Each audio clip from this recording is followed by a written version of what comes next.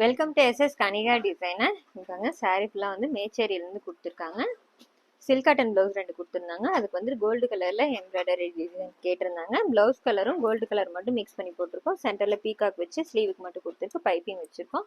நெக்குக்கு சிம்பிளாக டிசைன் போட்டிருக்கு. இது நெக்ஸ்ட் ப்ளவுஸு ஸ்கேலப் டிசைன் குட்டி குட்டி டிசைனில் போட்டிருக்கு.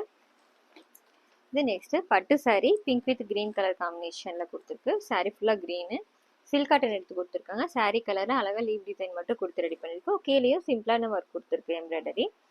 இது நெக்ஸ்ட்டு சாஃப்ட் சில்க் மெட்டீரியலில் இதுக்கும் சில்க் காட்டன் எடுத்து கொடுத்துருக்காங்க. சாரீ கலரில் சாரீல 2 கலர் இருக்குது. அதுக்கு மேட்ச் பண்ணி டிசைன் கொடுத்துருக்கோம்.